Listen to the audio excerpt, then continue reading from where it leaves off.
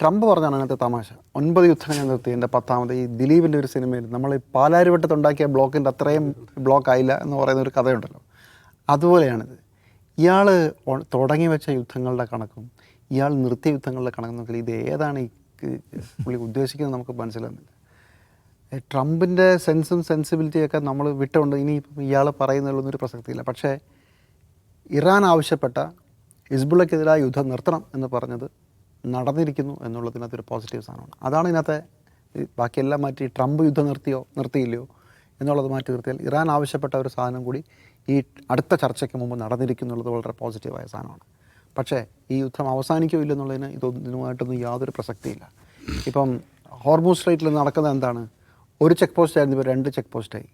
Hormuz സ്ട്രൈറ്റിൽ ഇറാൻ്റെ ഒരു check post, അതിൻ്റെ വെളിയിൽ അമേരിക്കയുടെ ഒരു ചെക്ക് പോസ്റ്റ്, 2 ചെക്ക് പോസ്റ്റുകളുടെ അവസ്ഥയിലേക്ക് വന്നു. ഒരൊറ്റ കപ്പലും പോകുന്നില്ല എന്നുള്ളതാണ് ചുരുക്കത്തിൽ. ഇറാൻ വിടാൻ തീരുമാനിച്ചാൽ അമേരിക്ക വിടണമെന്നില്ല, അമേരിക്ക വിടണമെന്ന് തീരുമാനിച്ചാൽ ഇറാൻ വിടണമെന്നില്ല.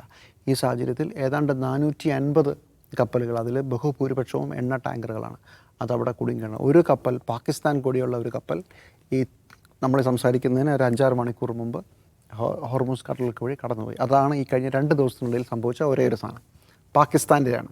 ഈ വെടിനിർത്തലിൽ നിർണായക ശ്രേയമുള്ള രാജ്യത്തിൻ്റെയാണ്. അവരുടെ ഒരു കപ്പൽ കടന്നു പോയിട്ടുണ്ട്.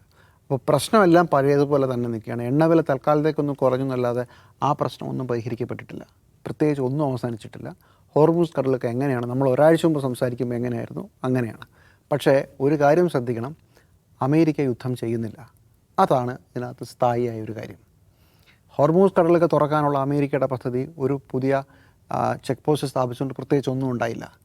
ഇന്ന് ഏതാണ്ട് 100ലധികം രാജ്യങ്ങളുടെ ഈ ഹോർമൂസ് കടലുമായി ബന്ധപ്പെട്ടുള്ള ഒരു ഓൺലൈൻ യോഗം നടക്കുകയാണ്. ഇതെങ്ങനെയെങ്കിലും ഈ പ്രശ്നം പരിഹരിക്കണം എന്നുള്ളതുകൊണ്ട് അവിടെയും അമേരിക്കയ്ക്ക് മുകളിലാണ് പ്രഷർ ഇറാനേക്കാളും.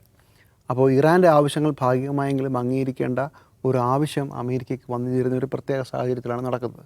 പക്ഷേ ട്രംപാണ് എന്തും സംഭവിക്കാം. ട്രംപ് മാത്രമല്ല, ഇപ്പോൾ ഈ അബ്സഡിറ്റ് പറയുന്നതിൽ മാർക്കോ റൂബിയോ തന്നെയാണെന്ന് തോന്നുന്നു. അമേരിക്കയിലെ ഒരു പ്രധാനപ്പെട്ട മന്ത്രി ബൈബിൾ ഉദ്ധരിച്ചുകൊണ്ട്, പീറ്റ് ഹെക്സിറ്റ് ബൈബിൾ ഉദ്ധരിച്ചുകൊണ്ട് യുദ്ധമാണ്, വാളാണെന്നൊക്കെ പറഞ്ഞു. സത്യത്തിൽ അത് പൾപ്പ് ഫിക്ഷൻ എന്ന് പറയുന്ന സിനിമയിലെ ഡയലോഗാണ്. ബൈബിളോട് തന്നെ ബന്ധമൊന്നുമില്ല. ഇങ്ങനെ പറയുന്നത് മുഴുവൻ വിവരക്കേട്ടുള്ള മന്ദബുദ്ധികളുടെ ഒരു കൂട്ടം. സൈക്യാട്രി അസോസിയേഷൻ വെറുതെ അല്ല ട്രംപിൻ്റെ തല പരിശോധിക്കണം എന്ന ഒരു നിർദ്ദേശം മുന്നോട്ട് വെച്ചത്. അങ്ങനൊരു ടീമാണ്. അതായത് TV ഹോസ്റ്റുകളെയും ഈ കച്ചവടക്കാരെയും രാജ്യം ഏൽപ്പിച്ചാൽ ഇങ്ങനെ ഇരിക്കും എന്നാണ് അമേരിക്കയിലെ ഇപ്പോൾ പ്രധാനപ്പെട്ട വാദം. അതായത് അവരുടെ സൈന്യത്തിൻ്റെ മന്ത്രി, പഴയ ഒരു ചെറിയ പട്ടാളക്കാരൻ, അയാൾ അത് ഇറാഖ് യുദ്ധത്തിൽ പങ്കെടുത്ത ഒരു മേജറോ കമാൻഡറോ അത്രേ ഉള്ളൂ. അയാൾ പിന്നെ TV ഹോസ്റ്റായി, ഫോക്സ് ന്യൂസിൻ്റെയാണെന്ന് ഹോസ്റ്റായി, അത് കഴിഞ്ഞ് മന്ത്രിയായി. ഒരു തരത്തിലുള്ള ബോധവും ബുദ്ധിയും ഇല്ലാതെ ഹോർമൂസ് കടലുകൾക്ക്, തുറന്നു കിടന്ന ഹോർമൂസ് കടലുകൾക്ക് വീണ്ടും തുറപ്പിക്കാൻ വേണ്ടിയിട്ടുള്ള ഒരു ചർച്ചയായിട്ടൊക്കെ നിൽക്കുകയാണ്. End of the day issue അങ്ങനെ തന്നെ നിൽക്കുന്നു. ഇറാൻ പറഞ്ഞ ഒരാവശ്യം അംഗീകരിക്കപ്പെട്ടു, ഒരാവശ്യം കൂടി അംഗീകരിക്കപ്പെട്ടു. എന്നിട്ട് ചർച്ച കണ്ടറിയണം ഇനി എന്ത് നടക്കുന്നുള്ളത്.